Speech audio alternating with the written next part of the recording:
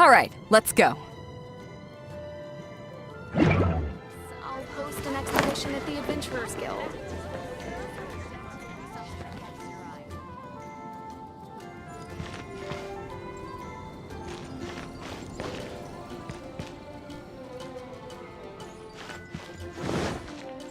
Let's dance!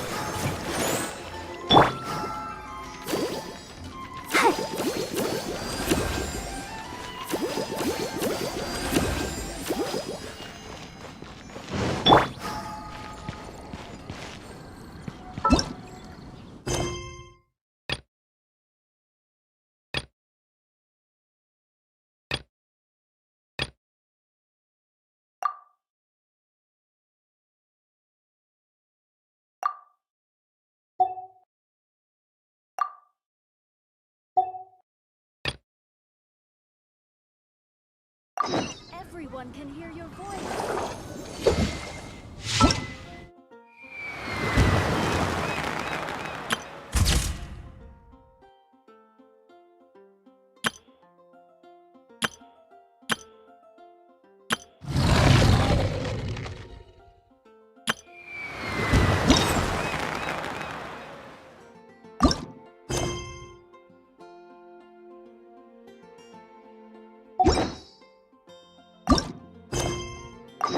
When you're high up.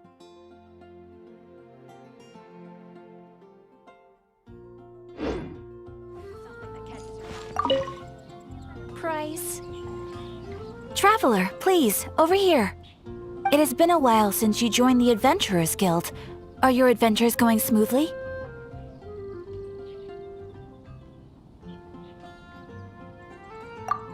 Is that so? Apart from your own skills, reliable teammates are also indispensable when adventuring. Another person to count on is always good after all. But recruiting such dependable companions is no easy matter, is it? Yep, and it's even harder to get a guide as good as Paimon. Ah, yes. I do have some information that may be of help to you. Let me consult our records. Ah, there it is. There's been a certain blonde stranger who arrived in Mondstadt lately, dressed in most unusual clothes. Blonde. Dress is all funny. It feels like Paimon's heard this one before. Wait! Do you mean... Does that stranger's face look anything like hers? Like the honorary knights? No, they couldn't look more different. This stranger is a very tall man, and even has an eye patch. Seriously? How does this have anything to do with Kaya? Eye patches can't prove that you're related anyway. That stranger declined the guild's invitation, so I can't say that I know anything about the relationship between him and Mr. Kaya. Nonetheless, you can look for him if you're interested. Perhaps he might accept your commission instead. After all, it is not uncommon for some adventurers to not want to be limited by the guild, but be happy to accept a fellow adventurer's requests. And should the stranger be a strong adventurer indeed, he would certainly be a big help on your journey. Please don't talk down on yourself like that. You are the honorary knight of the Knights of Favonius, after all. Your deeds are the stuff of song for all the bards in the city, even now. Well, as to further news about him, you may want to ask Mr. Lawrence. He stands guard at the city gate, so he may know something about that stranger. I wish you every success, adventurer.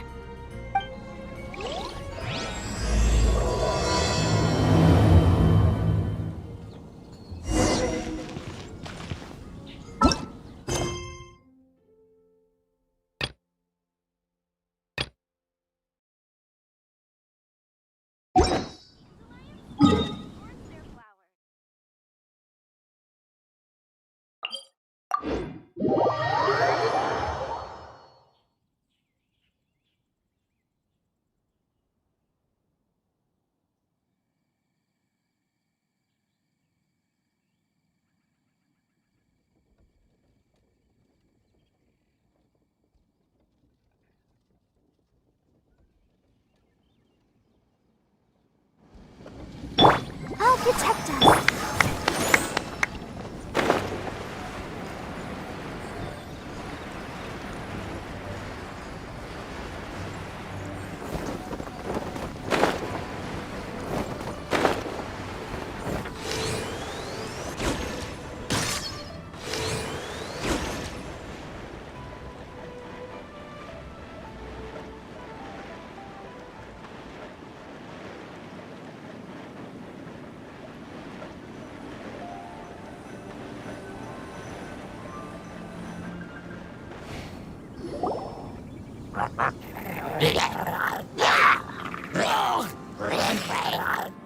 Is it just Paimon, or is there something weird about those hilly trails over there? Right. Maybe it has something to do with that sorta dark energy they're giving off. Uh-oh. This is right by the Wangshu Inn, too. Oh, the guests are in great danger.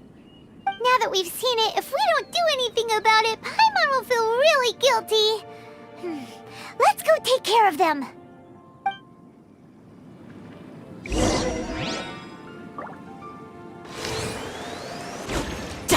Out of the frying pan, into the fire!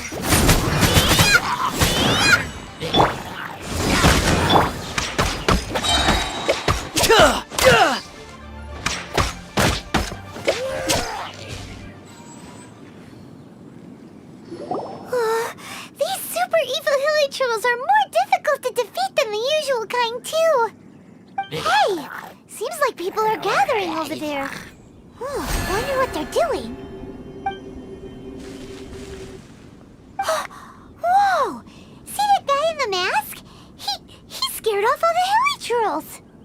Oh, you mean like Xiao? Now that you mention it, this guy's mask is kind of similar to the one that he wears. But the magic he was using seemed even more adeptus-y than Xiao's. Shall we go say hi?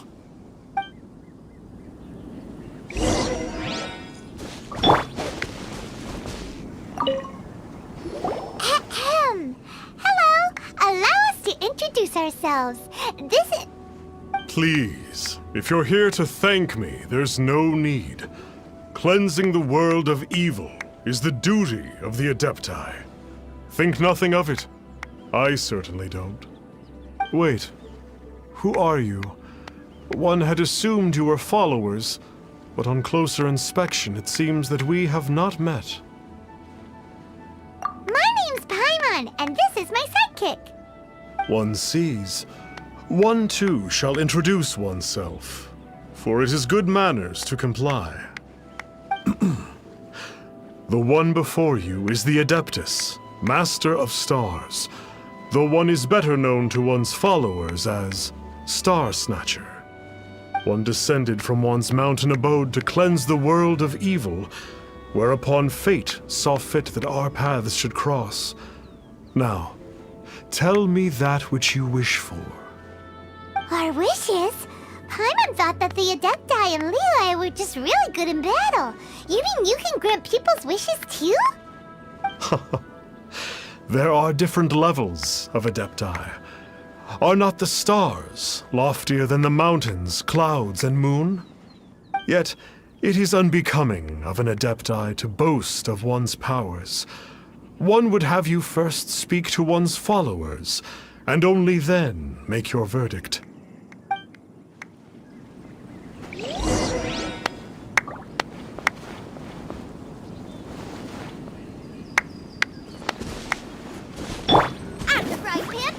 Have you seen the Master of Stars in action? His power truly hails from the divine. I believe that now, there is finally some hope for my ailing father.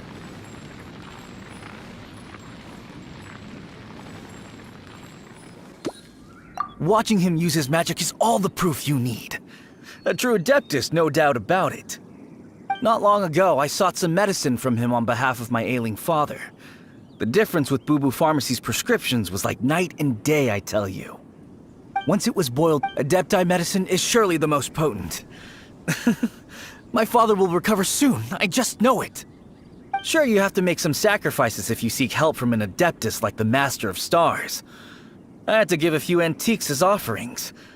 But my father's life is worth much more than a few old relics, right?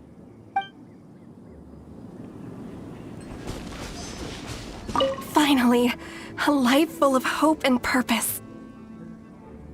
Oh, are you believers too? After my fiancé had been left, I cried every day. But then I turned to the Master of Stars for help. At his suggestion, I started burning paintings of my fiancé and casting the ashes into the ocean at sunrise. I can't explain it, but it really worked. I know in my heart that he'll return. This is not some sort of positive thinking trick. I'm certain of it. I'm so overjoyed that I gave a portion of my wedding budget to the Master of Stars as an offering. After all, if not for him, I wouldn't be getting my fiancé back, in which case I wouldn't need it anyway.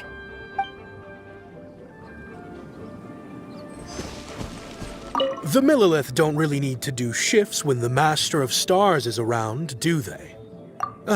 I'm a merchant, and I had an especially valuable batch of goods that needed transporting recently.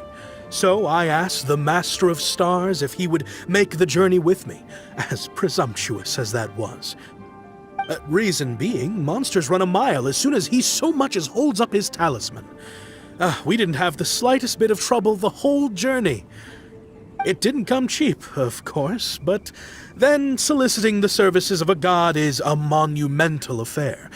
Just look at the Rite of Dissension. So I can accept it, but I doubt that most from outside of Liyue would be willing to.